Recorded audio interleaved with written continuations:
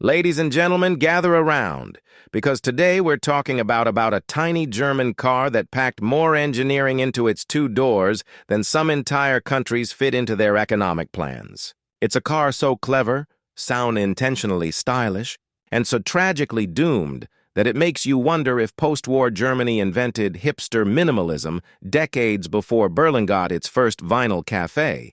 I'm talking about the Gutbrod Superior 600.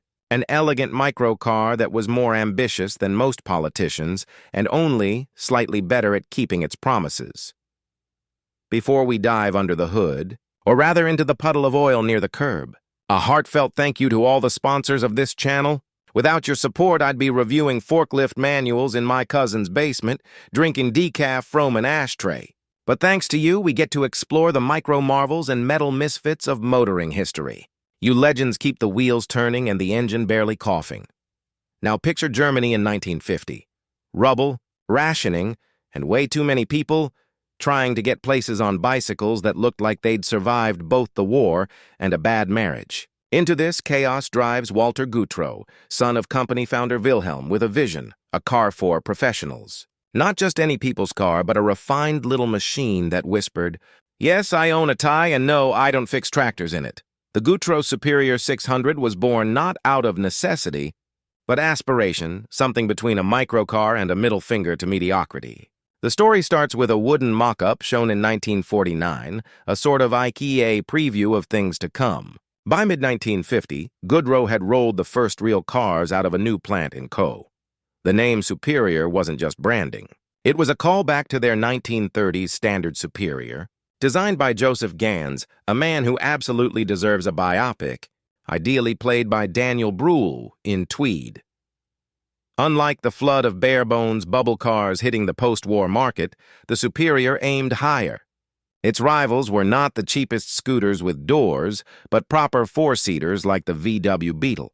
And yes, that boldness would eventually be its downfall, like wearing a tuxedo to a barbecue and wondering why no one wants to sit next to you. While the sedan formed the bulk of production, about 6,860 units, they also made 866 wagons with help from West Feria and even a rare few roadsters with coach builder Wendler.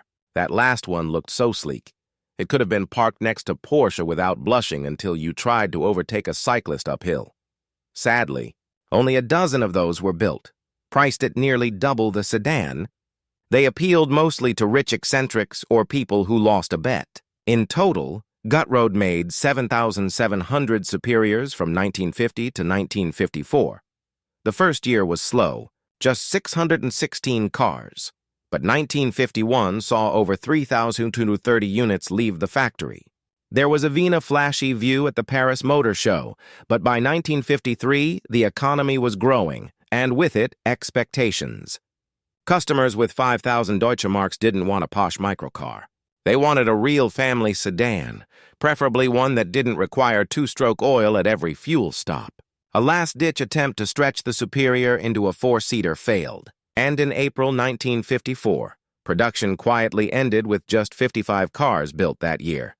Probably while someone unplugged the factory coffee machine.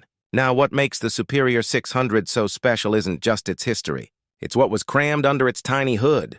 At a time when most microcars were barely more complex than a potato, Gutbrod packed in a liquid-cooled front-mounted longitudinal twine-assing Schnurrer loop scavenging developed under Hun Scherenberg with Dr. Adolf Schnurler Consulting.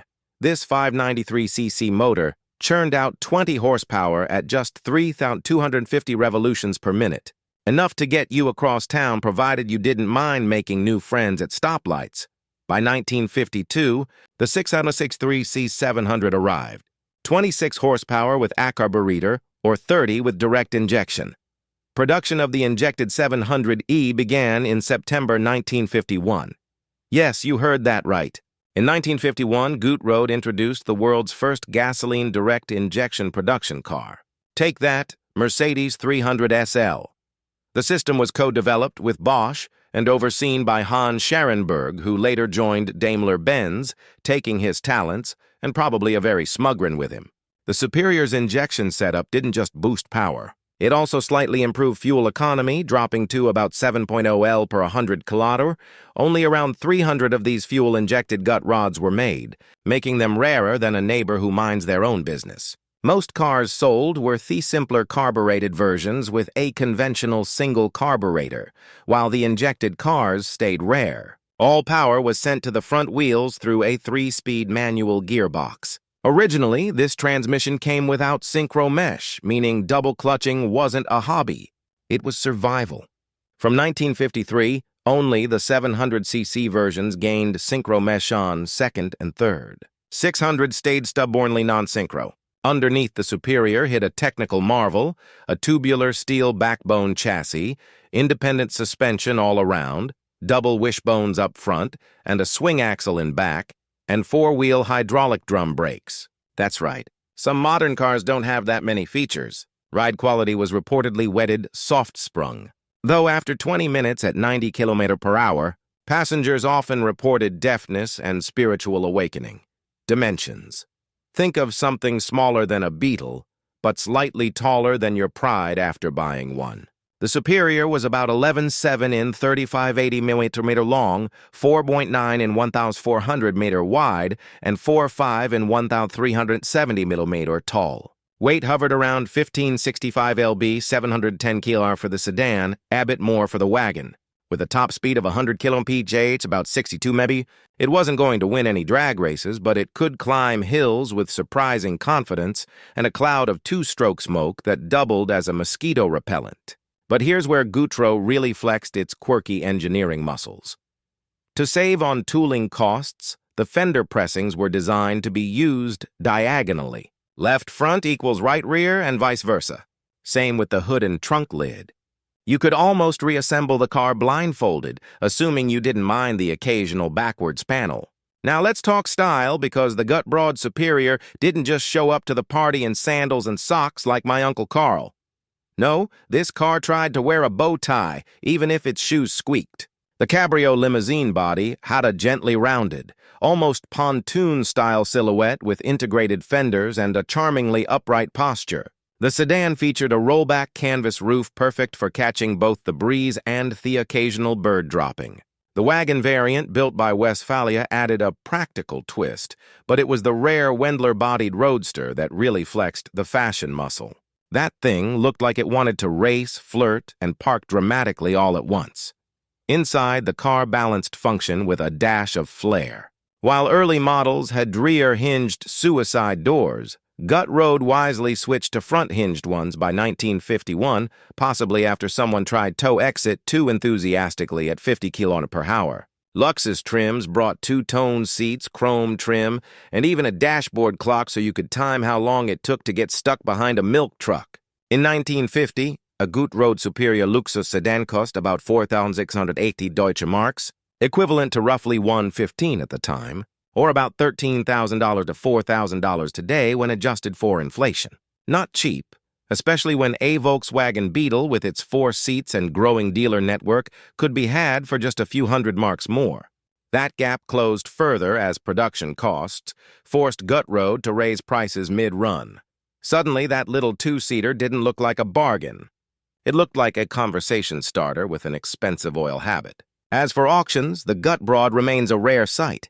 When examples do come up, usually restored sedans or wagons, they command modest sums compared to their historical significance. Recent sales have hovered around $10,000 to $20,000, $12,000 to $23,000, depending on condition and trim.